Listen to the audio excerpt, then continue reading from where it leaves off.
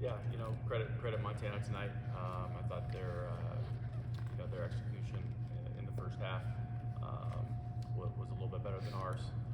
That was able to create a margin that we had to really battle back and fight back from, which I thought our guys did a really good job doing, getting it down to one possession there at the end. Ultimately, the margins in this game came down to shot attempts.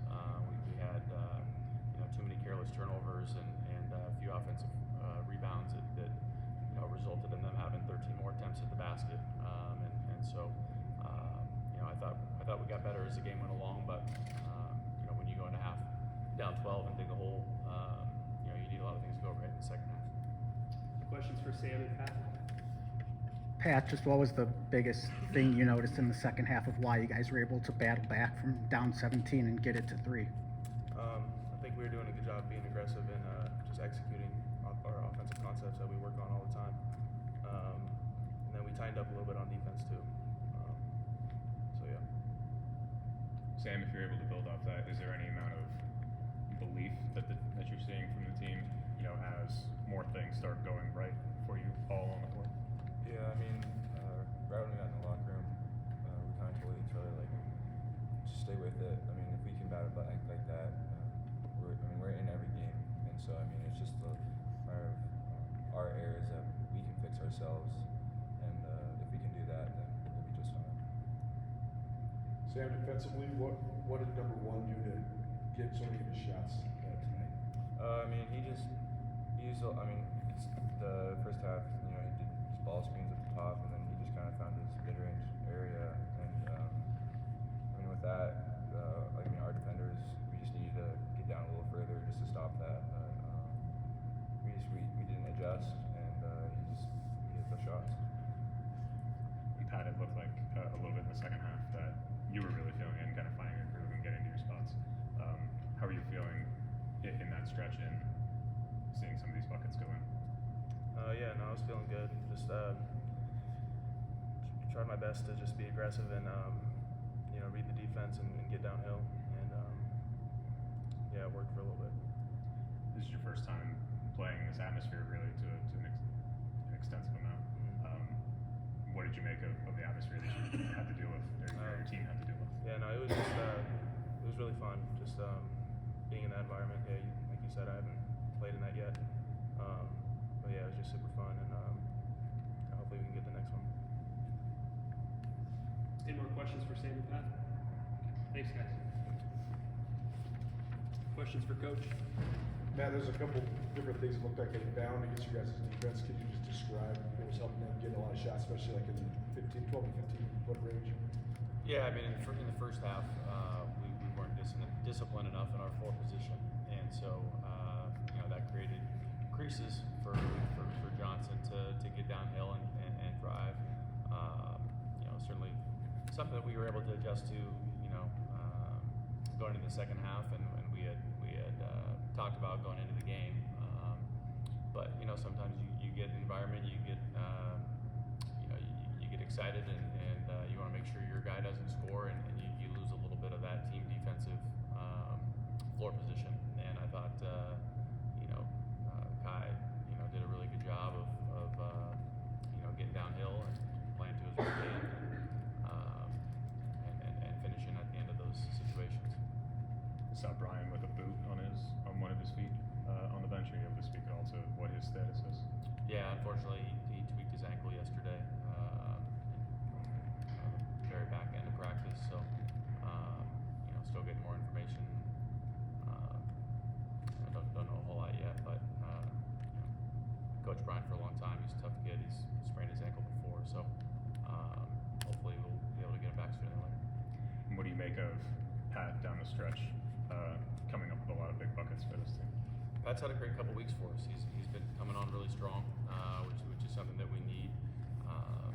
We need multiple people that can attack the paint and finish, and he's been providing that from the wing position. Obviously, Brandon has been able to do that in the post, and so that gives us real good balance. And again, hopefully here soon we can get everybody healthy and playing towards the best versions of themselves at the same time.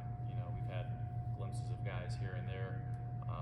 You know, 3-4 guys playing really well on the same night, and so we know there's a lot of meat left on that bone, and there's a lot of basketball left to be played. Wasn't a lot of Brandon Walker, maybe especially in the second half. Was there anything to that, you know, in terms of game situation, or just what you were trying to run? We just needed we needed to find a group defensively that could hold their field goal percentage down, and we felt like Sam's you know, mobility and BJ's mobility, you know, were worth trying in the second half. You're down 17 at one point. You all battle back into what ends up being another single-digit loss. What do you make of kind of the question I asked to Sam, you know, of their belief that they can still get themselves into that position? Our belief's at a really high level. You know, they've stayed together. They've been very coachable in terms of trying to learn where we need to improve, and you know, like I said, there's a lot of basketball left to be played.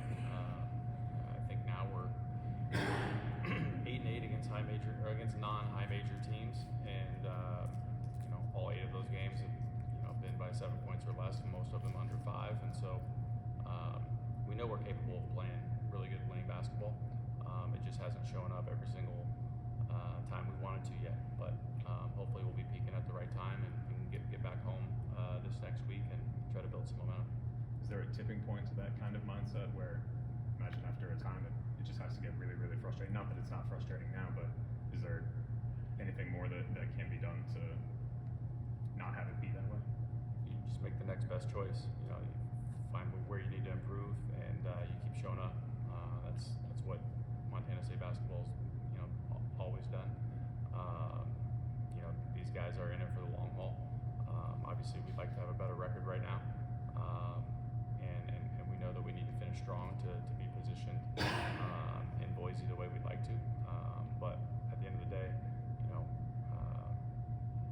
we've got a group of guys that really care, and you know, that they're trying to achieve something that's never been done in the Big Sky in the history of the conference, and they've taken on that responsibility with a lot of selflessness and determination, especially considering the, you know, adversity that we faced thus far. So I'm proud of them for that. I always say our best is yet to come, and you know, as long as they keep showing up to work every day and improving and growing, you know, we'll be a much better basketball team in March than we are right now.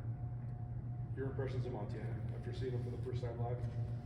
Yeah, Montana's a very good basketball team.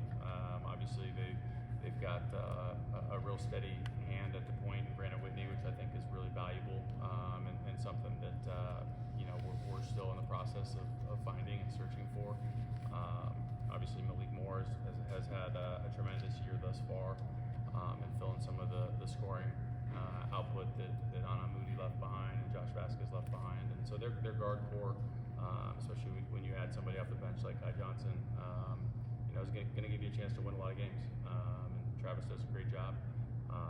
You know, they're always in the mix, and you know, we'll get a chance to see them again in Bozeman. Anything else for Coach? I guess I'm sure as you watch Montana, they had the same starting 5 for so long. So when you see them start Kai Johnson today, just what do you notice as a coach? How does that tweak their offense and defense with him playing a bigger role? I don't think it doesn't tweak what they run or how they execute. Kai Johnson has the second highest usage percentage on their team going into today. So, you know, we expected him to be very aggressive when he was in the game. It didn't really matter if he started or subbed in. Thanks, guys.